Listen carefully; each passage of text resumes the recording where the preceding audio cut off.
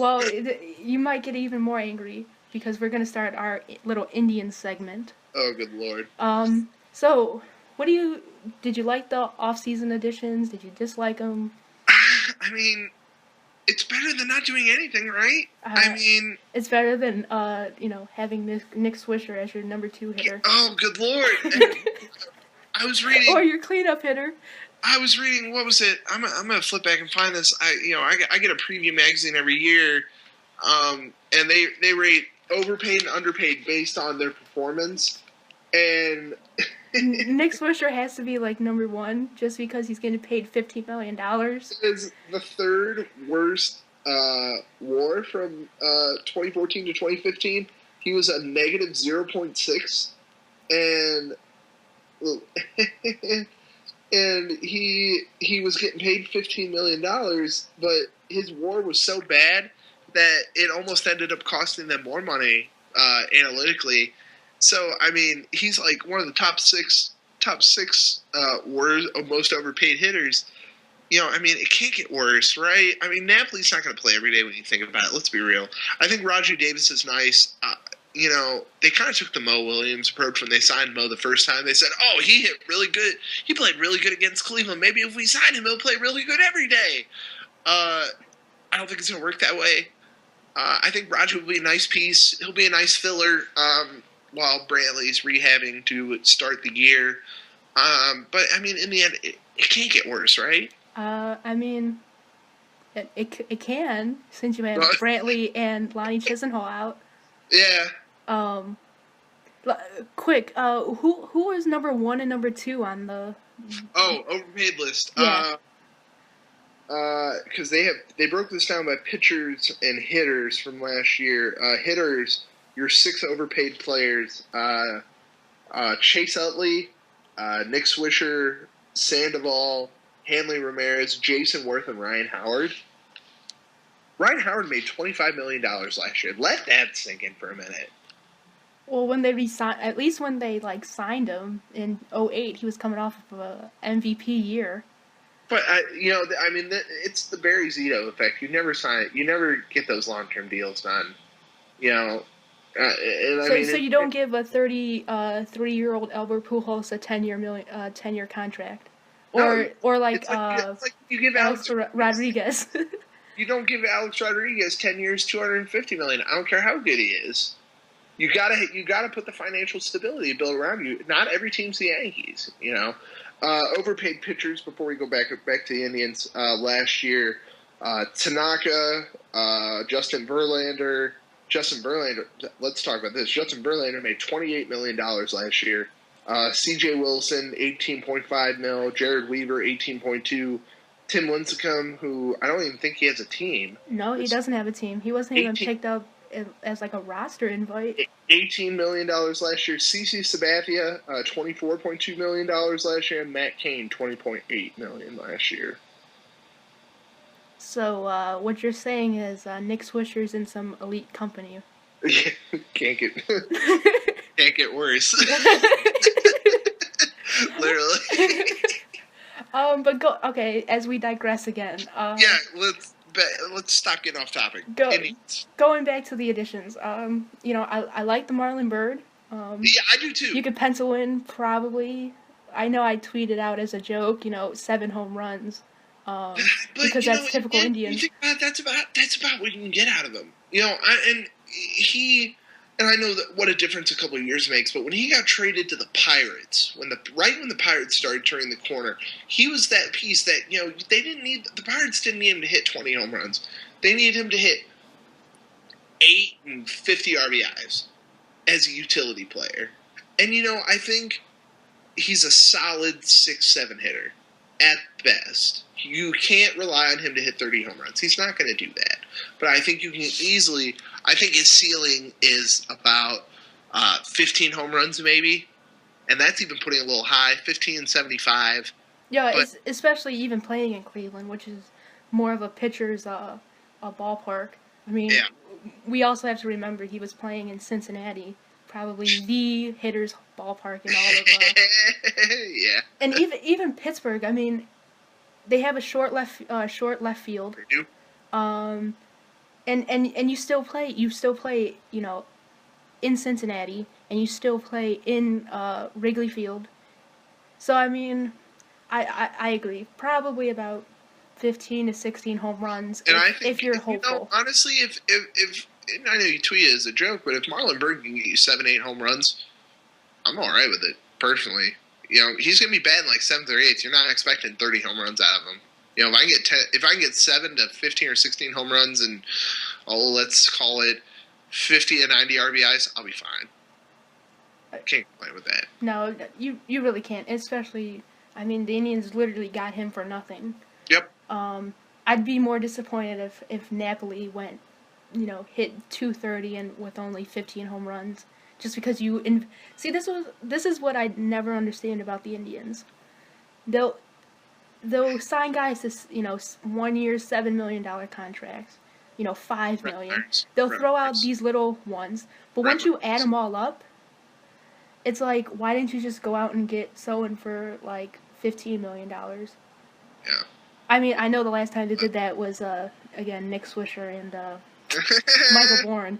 And you know, honestly, the sad part is they're going to be hesitant to do that again because the last time, let's be real, the last time they got good production out of somebody they paid a lot of money for was Ubaldo, and they didn't even pay that much for Ubaldo. They had the Rockies front 80% of that bill. You know. Yep, and I mean, looking back, Drew Pomeranz, he's been what, a solid bullpen guy. Solid bullpen arm, and Alex White can't put the bottle down. Exactly. Alex White's the only person I've ever seen get arrested for a serious DUI, according to the state of Arizona, or wherever the hell it was he got busted. But again, digress. Juan Uribe, do you at least like that?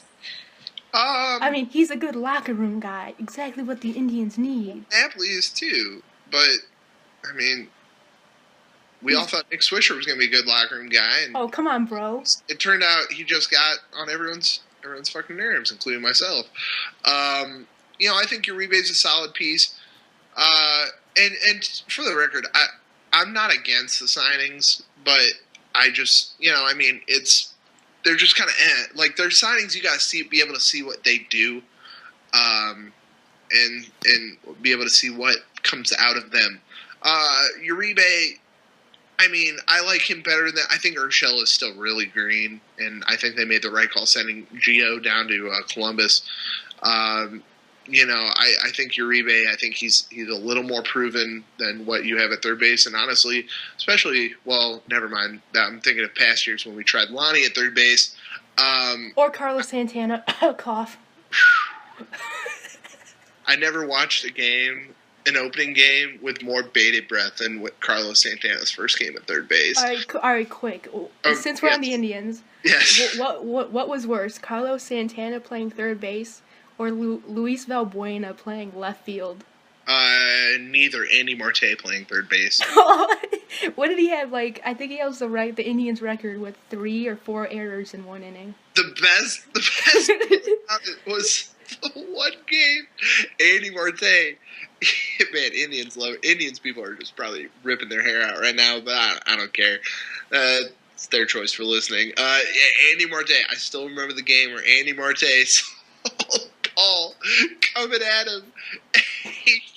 He goes full Little League and just throws his up to try to knock it down. I was like, Andy Marte, ladies and gentlemen, that is your top prospect. Oh, good Lord. And I think, let me check this right quick. Andy Marte. I think he was in the 3-team trade when we traded Coco Crisp to the Boston? To Boston, yep. We traded Guillermo Mota and Kelly. Traded Guillermo Mota. Oh no, he came to Cleveland with Guillermo Mota and Kelly Shavik. I like Shavik. And we traded Coco Crisp, Josh Bard, and David Risky. In 06. Was Victor Martinez a separate deal? Yeah. That was the Justin Masterson. Yes. Nick Hagedorn. Um, and we're laughing for the same reason, but it's not our story, so yeah, we are. we can't really say it. But yeah, that and I think who is it? Brian Price. I think that was the 3 players we got in that deal. Now the manager of the Reds. No, well, I think they have the same name, but I think Brian Price was like a younger. I think he made it up to AAA. I'm Okay. fairly sure. For Mar. Anywho, what's next? Shout out to Masterson, man. He oh, never mind. Nope, he's still a free agent. Never mind. He should have took that deal with the Indians. God, he should have. Just think of that. We would have had like 5 years of Justin Masterson. And 3 of them would have been good. Yeah, because it was odd years, just like the Giants. Oh my God. Well, if you're still listening, we really appreciate you still in there. They're not listening. It's probably the same like 2 people. It's probably like Andy and someone else. All right. So Bauer to the pen. What do you think of that? It can't hurt him. Well, I mean, it could, but I think the odds of that happening are very unlikely. I was talking to somebody the other day about this. Based off the spring he had, and I know you take spring stats with a grain of salt, I think it means a lot. I think it says something about him either in the clubhouse or the way he handles himself in practice that he chose to send him to the pen. And I think it's also a psychological issue. Bauer, he's not as okay. So the comparison I'm gonna make, it's a little out there. It's a little out there, but and you might be too young to remember this, but every time Jarrett Wright took the hill, you had fans had a panic attack if you could get out of the first inning. Wait. The Jarrett Wright that John Hart didn't want to trade for, who is it, Randy Johnson or Pedro Martinez? But keep in mind, Jarrett Wright, he's the only prospect in the last 5-10 years that went straight from AA to the major league level. And if you go back and watch some of those 97 World Series tapes, he was really dominant. But that's beyond the point. Like, later on, though, it got to the point where, as Jarrett Wright matured, Indians fans as a whole, you had a panic attack every time he was on the hill in the first inning because you didn't know if he was going to give up 8 runs. I think I think that's Bauer's psyche. Bauer lets the little things get to him sometimes, whether it be Twitter people or things like that. Bauer, get off Twitter. Do us all a favor. Just turn your Twitter off. Stop picking fights with little people. You make yourself look like a damn fool. Stop. Just worry about yourself. And with Bauer, I think it's a psyche issue. I think they want to try to get his mind right when he's going out for, whether it be 2 innings, 3 innings. I think it's nice having an additional starter in the pen. You can go for 5-6 innings, if your starter gets shelled. I think they need to get his psyche going. I think he makes the rotation eventually. Because, when you think about it, last year for the Indians, like, what they have, like 12 different guys appeared as the starter last year? I think I heard on the radio today they had 11 different starting pitchers last year. Yeah. So I think he gets there eventually. I just think right now, he's I think it's a psyche issue. I think if he can the quicker he overcomes that, I think if he overcomes that pretty quickly and gets his control down, for the love of God, he can't lead the American League in walks anymore. And the other thing about Bauer, real quick story, he's the only pitcher I know that can have a no-hitter through 7 innings, but be over 100 pitches. What I remember that game because he walked 6 guys. And struck out like 8. I was sitting there with my old man. He and I, he coached me in baseball. We would watch baseball games, and I'm sitting there going, he's sitting there going, oh, you got to leave me. He's got no hitter. I was like, he's throwing 100 fucking pitches. And it was the first start. It was the 3rd game of the year against Houston. Yeah, that's the one I'm thinking of. And his strike zone's as big as a house. He's got to work on the control, and I think he's got to get his mind right for the early innings. Because, when you look at Trevor Bauer, once he gets those early innings under control, you can't stop him. And it's only one inning that just really tears him apart. Oh, I think not only one inning, I think it's one bad play. One bad play, or if the ump doesn't give him a strike call, it starts to eat at him. And you can even tell on the field, he's got working on his mental makeup. I think that's the biggest thing you can improve with Trevor Bauer. So, overall right now, just take it as it is, kid. Stop fighting with people on Twitter, and I think you'll be fine. And I think, especially him just going to the bullpen, since he doesn't, I don't think he has any more options left. I don't think he does. And the only guy who has an option is Anderson. But I think he pitched way too well to not give him, at least like they did, a spot in the rotation to start out the year. Yeah. Same thing with Naquin. I think guys like that, you need. I would even say Urshela, but since you have Juan Uribe, he's just better off staying in the minor leagues for now. Yeah. But you have to. Too green, have to reward good behavior, and I think I read somewhere with Naquin, he'll be the first rookie with zero experience to make the opening day club since I think CC Sabathia was it 98, 99. So that's just unbelievable to think, and the way the Indians do it, Naquin just completely blew them away to even make the roster. And plus, I really don't want to see Colin Cowgill play any center field. Him and his career .238 batting average, which he's actually hit under 200 like twice in his career, which I just please don't. But going back to Bauer, real quick, Sabathia, the year you think of was 2001. He was the youngest player in the majors. Why did I think? Oh, I'm thinking Bartolo Colon. He was drafted in '98. He was drafted in '98. But he 2001. He was called up as the youngest player in the majors.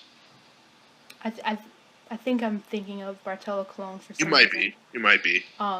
But going back to Bauer, he's not going to be in the bullpen for long. I don't think so either. You can't trust Josh Tomlin to give you. It's the same thing with Josh Tomlin. It seems like he always has one bad inning, or he'll give up 4 solo home runs. Yeah. In 6 innings, it's like, well, yeah, it's one bad pitch, but 4 bad pitches too many, especially with this lineup, and especially early on. Yeah. Which I think why they went with Tomlin at least as the veteran, because he's 30 years old, and I think he was brought up in 2010 or 2011. It's just I totally forgot that he was that old.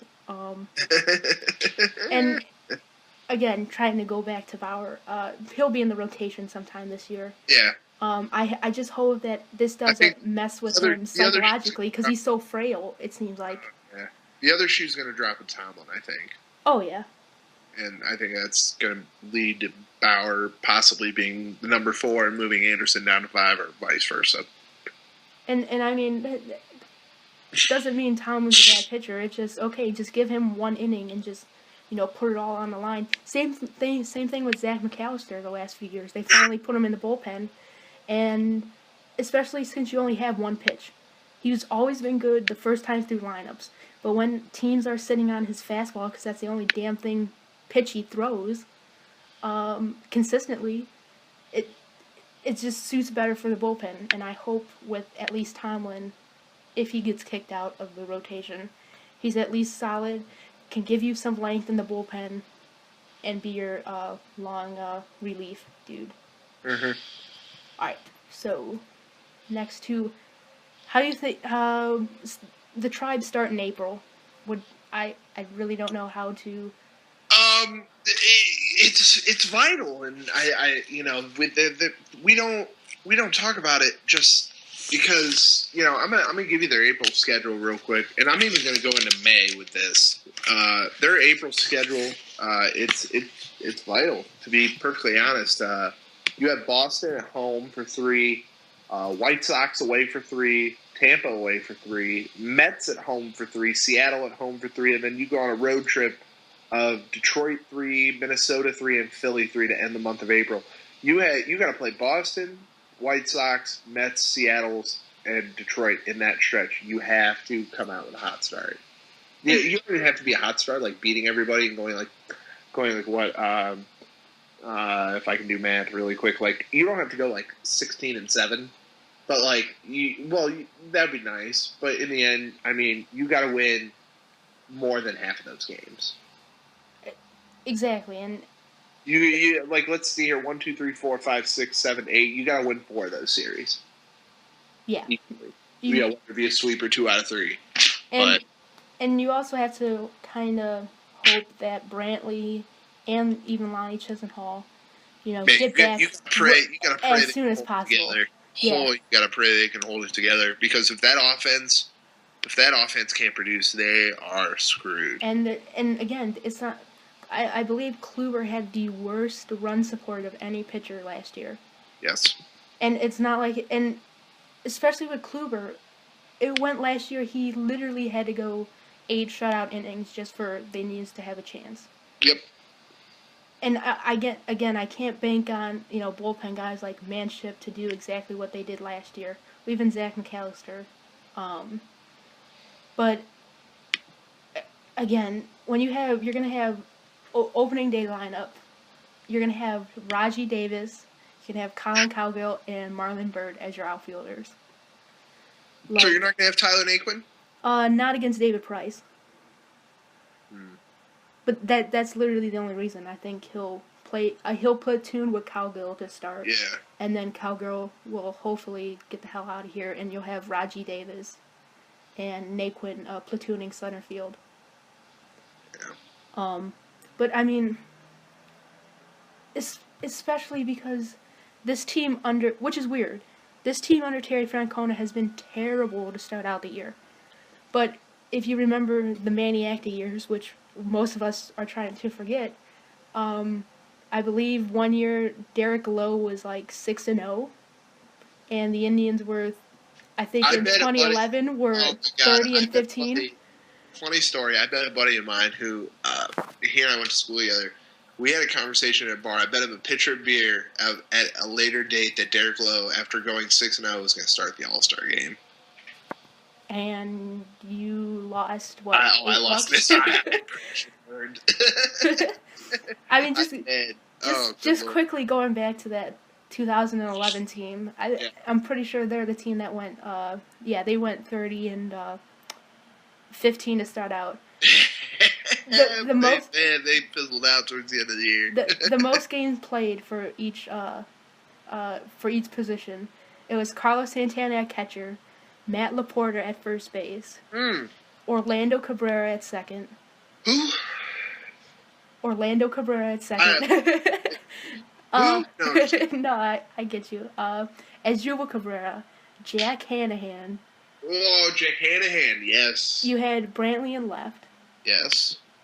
Sizemore in center, and Chu in right, and you still had Travis Hafner DHing. And then you had like the weird platoon guys like the Shelley Duncans, the Austin Kearns. God, they were terrible. The Travis Bucks. Travis Buck. Travis Buck. And Jason Donald trying to play middle infield and some outfield. Oh, man. That was just and even their pitching, just looking at this. You had Masterson, Mitch Talbot, Genmar Gomez, David Huff, Ubaldo, but Justin Germano. You had 3 games of Alex White. My God, that's. And then they traded him. Yeah, then they traded him for Ubaldo. After those 3 games, I was like, man, this dude is it. Thank God they got rid of him. And then we're all gonna forget the 2012 Indians with Johnny Damon in left field, and Aaron Cunningham, platooning him in the 7th inning. But all those teams had extremely hot starts to start the year, and then just died. You know what that proves, though, right? Go on. It's a marathon, not a sprint. It really is. It's a marathon, not a sprint.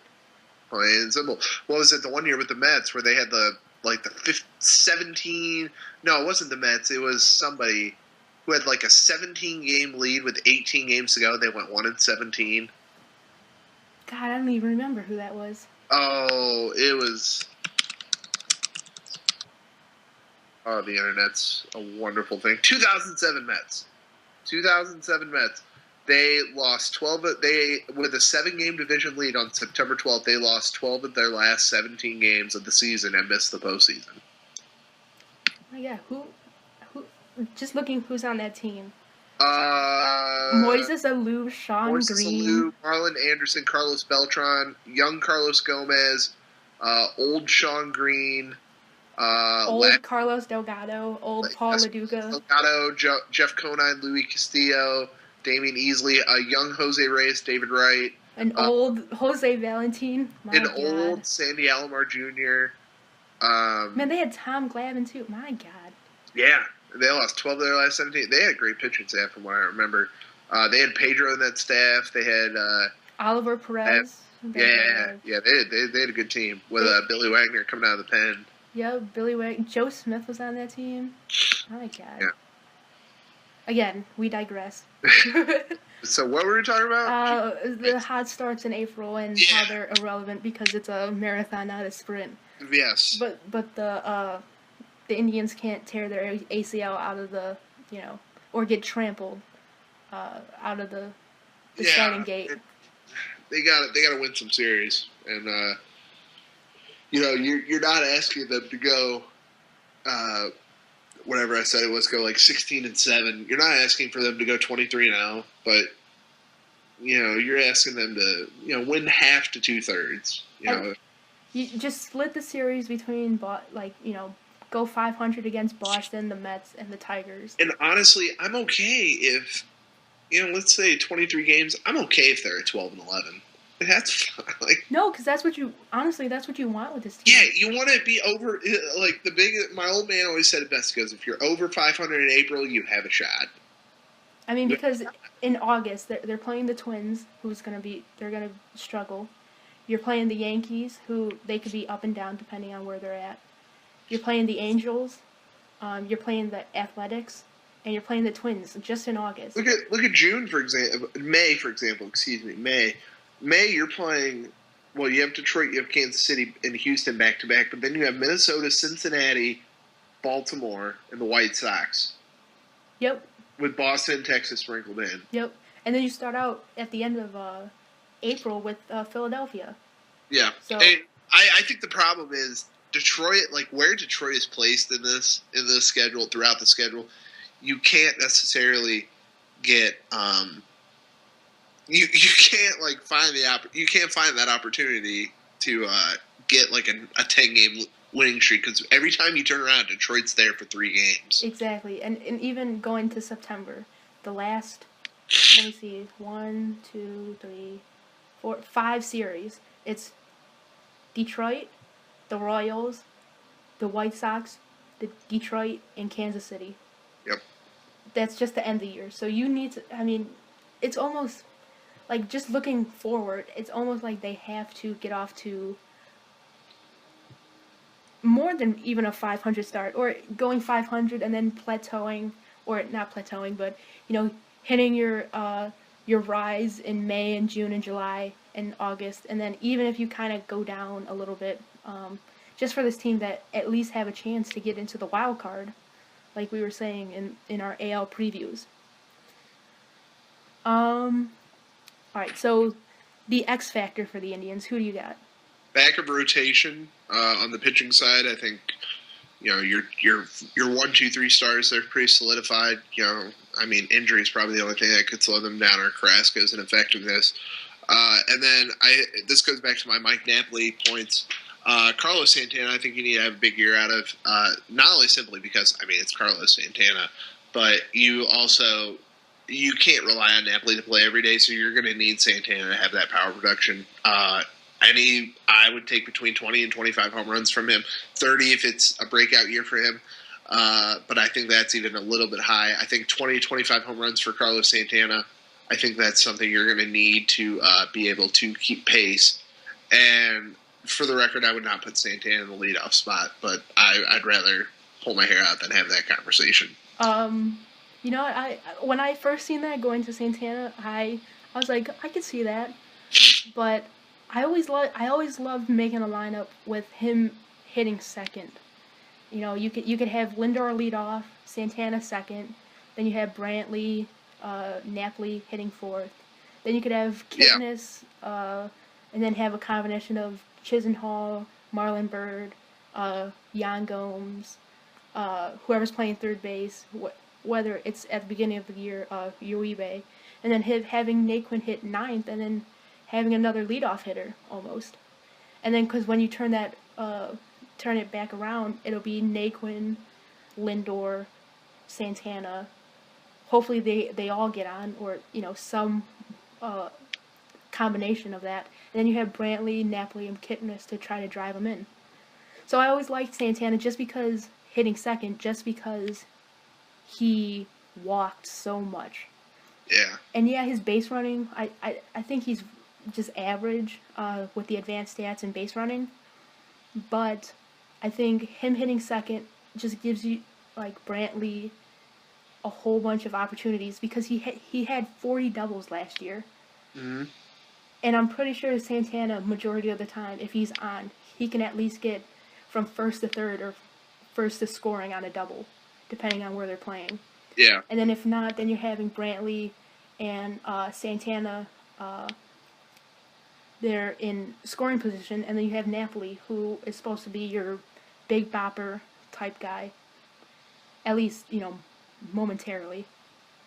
But going to the X Factor, I really think Ronnie Chisenhall is an X Factor, just because this is literally his last chance at anything.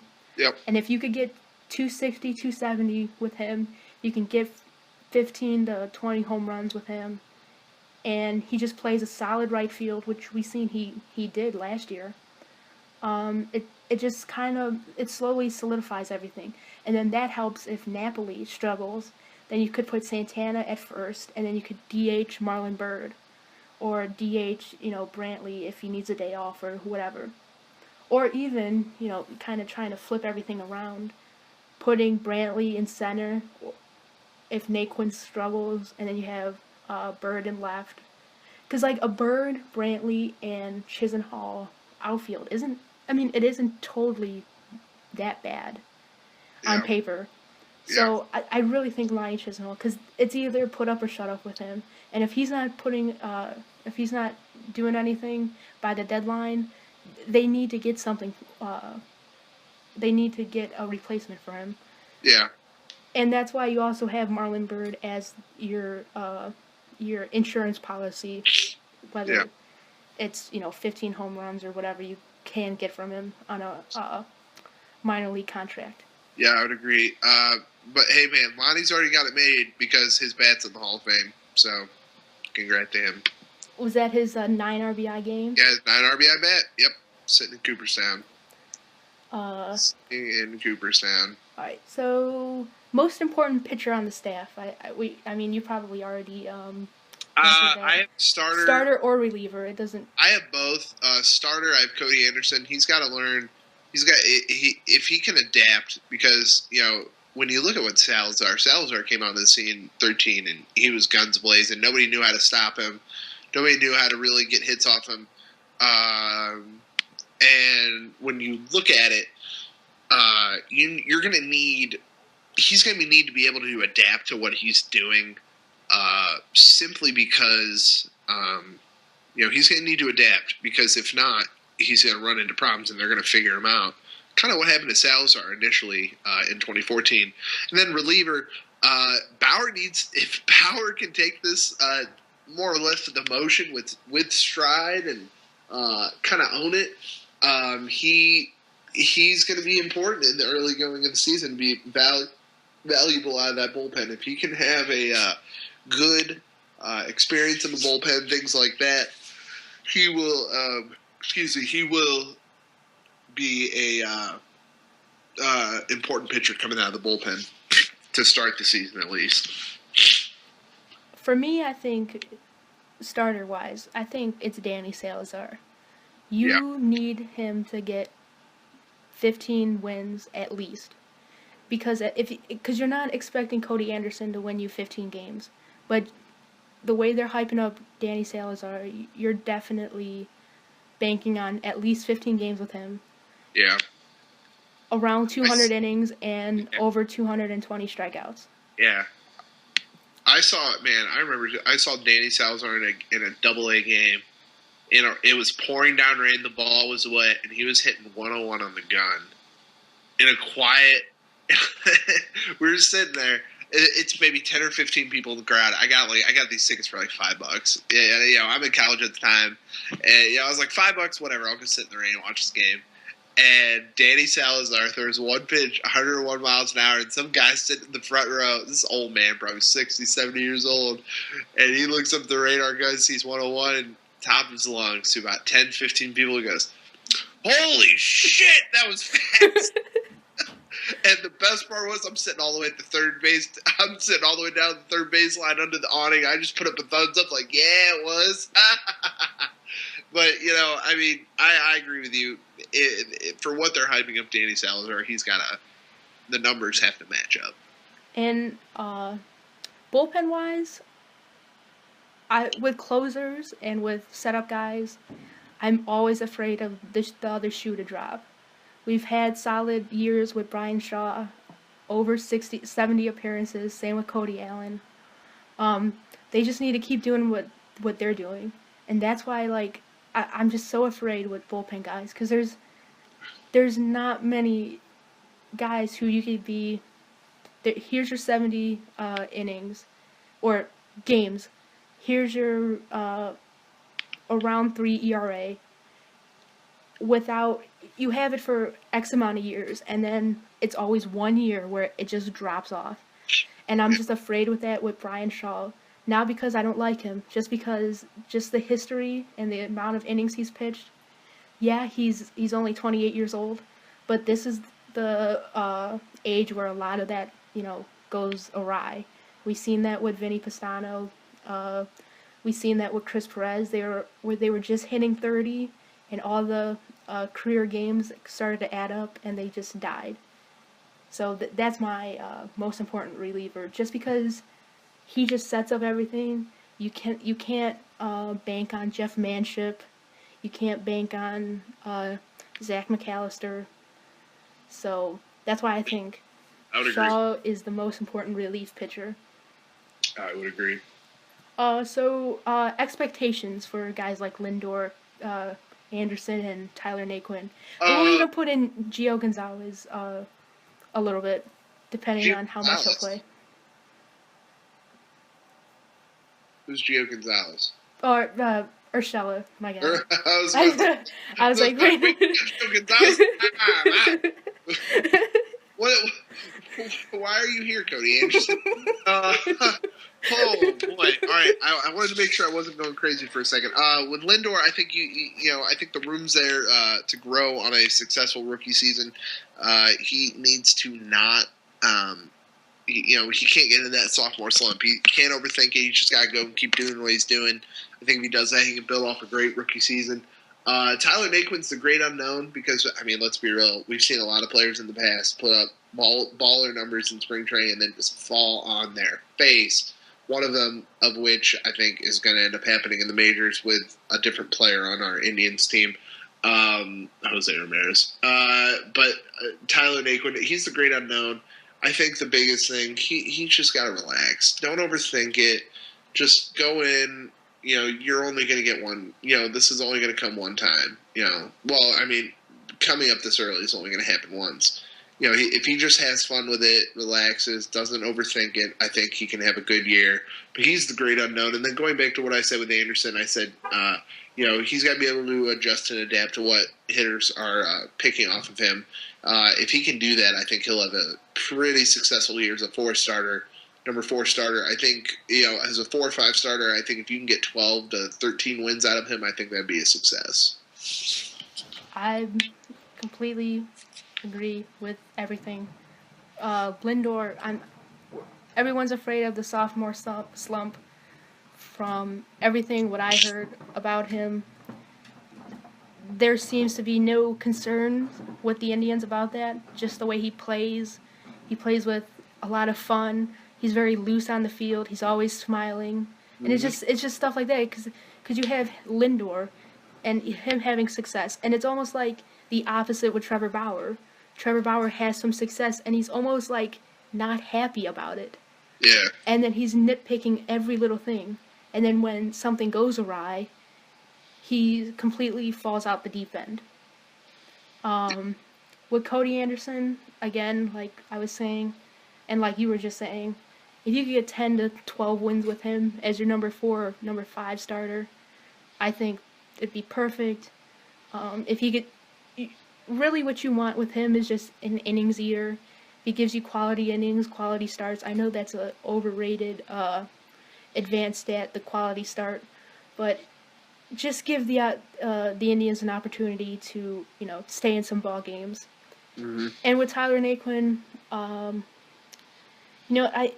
it's so weird because he was almost an afterthought with everyone because we drafted him between Lindor and Clint Frazier. And some Clint Frazier. Some Clint Frazier. And with Clint Frazier, like everyone's like, he's gonna eventually blossom into a 40 home run corner outfield. And then with Tyler Naquin, it was like, yeah, maybe he'll hit 270. He'll play above average defense, and I know what you're gonna go at with losing the ball in the sun in the first spring training game.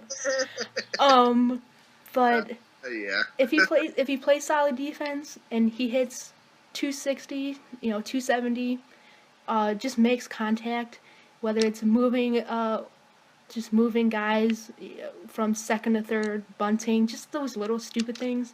Mm-hmm. I think he could be a solid center fielder for the next few years for the Indians. If he could give you Abraham Almonte numbers, I think as a rookie you could be happy with him. Pre-roids or post-roids? Whatever we had him with the last half of last year. So roids, okay. Yes. Yeah, but the thing is, Tyler Naquin, I believe he's like 6'1", and Almonte is like 5'9", 5'10". Mm-hmm. So, and he's playing center field, so I'll put my bet on Tyler Naquin. Yeah, I would agree with that. All right, so the last thing is for the Indians. Who is your Indians MVP for this year? Cy Young and Most Improved Player. MVP, I have Lindor just because I would pick Brantley, but he's not going to play a full season. So I gotta give it to who is going to play every day. And Lindor's going to be able to get a chance to get off to a hot start. Number 2, Cy Young Award winner. You could honestly give it to any of them, with the exception of the 4 and 5 starter. It's hard to pick against Kluber, honestly, with the numbers that he can put up. It's really hard to pick against him. And I think the most important player that you're going to need is Carlos Santana. You're going to need to get production out of him. And you're going to need to get production out of him. And if you don't, you're kind of sunk, to be honest. Do you think the with Brantley's injury, do you think it'll last longer than the first few weeks? Yes, I think he won't be back till May. Really? Yeah. I think it's going to get to the point, especially because he had a setback. I don't think they're going to. I don't think they're going to rush him back. They want, Brantley's the guy for the next 5 to 7 years, maybe even longer. As the centerpiece of your franchise, they need him to be successful. They need him to be 100%. And if he's not 100%, what are you doing? You're only hurting yourself in the long run. You know what? You just convinced me to change my MVP because I was wholeheartly thinking Brantley, and he was gonna come back, middle April. Yeah. But in all honesty, I wouldn't be surprised if he came back middle April. But I could totally see the Indians not rushing this back, and that's also assuming Naquin has a productive April.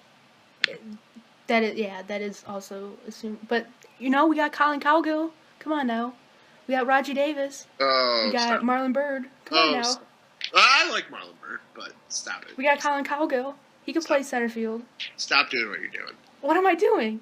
You're giving me heart chest pains. Well, I mean, I guess it's better than Robbie Grossman or Will Venable. Yeah. Well, Robbie Grossman got released, so I mean, it doesn't really matter about him anymore. No, but I'm saying it's better than someone like him playing center Oh field. yeah, no, I would 100% agree. Hey, we could have Jose Ramirez play left field and Raji Davis play center field. Jose Ramirez gonna fall on his face this year. You can take that one to the bank. Hey, why is it that in the show 15 they have Napoli as a left fielder? Maybe he could play some left field. I don't know. I don't know, man. It's why don't they? I don't know. That's another topic for another day. But as we go on this, and I'm just saying this just to get a rise out of you. Are you gonna watch Believe Land? I am not going to watch Believe Land. I am not. Like, fuck that. I don't want early reviews. The early reviews that are coming out, because the premiere at the time of recording, they did a special premiere night downtown. The early reviews are that it's not a trash piece. It's not a smear campaign like everyone thought it was going to be. It really wasn't. Yeah, the early reviews I see were that it was well done. But that, for any Clevelanders out there listening, that will be, you can either go see it the week of April 2nd through the 5th at Tower City Cinemas for the Cleveland International Film Festival, or you can see it on ESPN May 14th, or you can be like Kay and not see it May 14th, 9:30 p.m. on ESPN. 30 for 30 title, Believe Land. I had the tagline here. Hang on one. My God, Pat, did you sell out for ESPN and you getting an extra paycheck for this? My goodness, I'm not even getting paid for this. I may or may not have the 30 for 30 box set sitting in front of me on Blu-ray, but that's besides. That is besides the point. No, in all seriousness, they don't. I know what happens. They lose. That's what happens. Yeah, stop with the spoilers. Oh, what are you going to spoil? We lost. Every year. The drive, the fumble. Like Anthony G said on Twitter, everybody shot. Dies. Exactly. Everyone dies. Well, here it is. Here's the tagline. Love, lost, longing, the city that keeps losing but will never be defeated. So we're losers. But but we have a heart of a champion, and so the other poster says, the catch, the decision, the fumble, the shot, the drive, red right 88, the block, the trade, the move, the return, Believe Land. So we're banking on LeBron winning. Although that poster is the worst because it says there's always next year at the bottom. Oh my God! just like next year when we trade Kevin Love, but again, this is a baseball podcast. So. But this is the Indians segment, so if you're an Indians fan, you're probably a Cavs fan and a Browns fan, so we could talk about this stuff. But my God, I'm not watching that. Unless you're somebody we follow on Twitter, but that I'll leave that for another day. Well, I wasn't talking about. Well, I was talking about somebody different, but LMAO. Well, on that note, thank you, Pat, for joining me. Yes, you can follow Pat on Twitter. Hopefully you did not Pat lose and Shaker. Viewers. Hopefully you did not lose any viewers. If you did, well, I don't really know what to tell you. Yeah, thank you. I appreciate it. Yeah, I look forward to whatever the next one will be. Maybe we'll have something in the future, like the near future. Maybe. Like about a sport that people think is fake. It's not. It's still real to me, damn it. Still real to me, man. All right. On that note. Thanks for joining us, y'all. I really appreciate it. You can follow me on Twitter at Pat and Shaker. His Twitter will be in the description below if you're still watching this and listening. And we'll see you later. Thank you.